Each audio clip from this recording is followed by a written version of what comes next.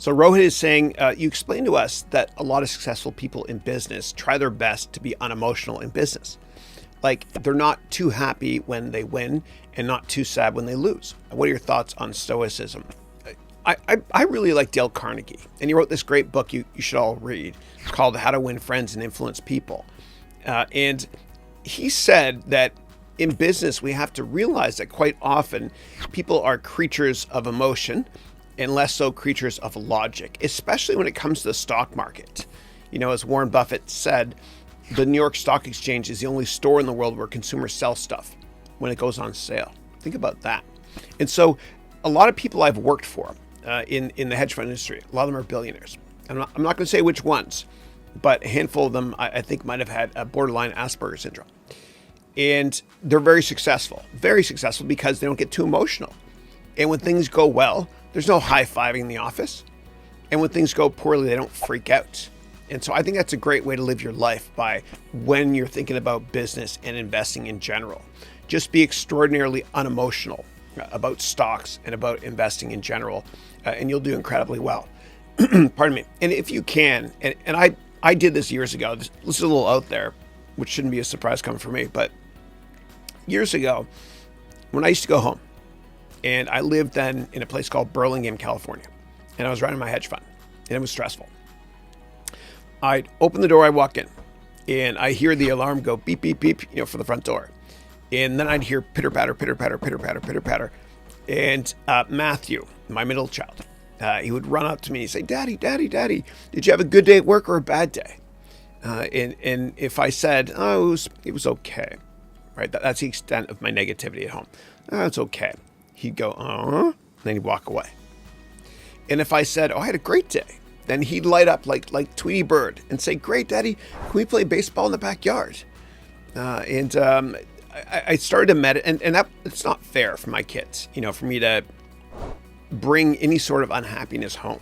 I want them to have a wonderful childhood and remember that I was a happy dad, so to speak, that instilled confidence in them and stuff. And so what I did was I kind of meditated, and I conditioned myself so that before I get home, while I get home, actually, when I walk up the front steps to my door and I touch the doorknob, then that convinces me and conditions me to leave my work outside. It's like I'm going into a box, so to speak, and the rest of the outside world doesn't matter. It's a sacred home, and I get to hang out with my kids and my wonderful wife, and why bring that stress home? So try to do that if you can. Condition yourself to leave work at work if you can. And also, when you're investing and in most aspects of business, just remember that don't get too happy when things go well. And I'm not a downer. And I say that because I don't want you to freak out when things don't go as well as you think they are. There's this guy who used to work at Andreessen Horowitz, good guy, general partner there named Scott Weiss, sorry. And I was on the board with him when I worked full-time venture capital. And he coined this phrase, which many of you probably read about in Ben Horowitz's book, The Hard Thing About Hard Thing. And he coined this phrase. He said that every startup has multiple whiffio moments in the first couple of years of them being in existence. And a whiffio moment stands for earmuffs, everybody. Here we go. It stands for it's over.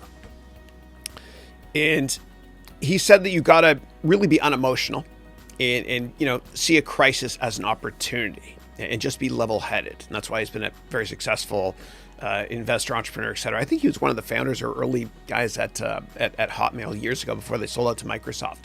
But I think that's important, and like Warren Buffett said, he said you got to be greedy when others are fearful and fearful when others are greedy. If you buy a stock that everybody else owns and everybody loves it, then who's the incremental investor to buy the stock to push it higher? There's not as many. You got to buy when, and I hate to use this, but it's a term they use on Wall Street. You got to buy when there's blood in the streets. Now I've got that song "Peace Frog" by the Doors in my head, and I am dating myself. But you got to buy when everyone's freaking out, and you got to try your best to buy broken stocks, but not broke companies.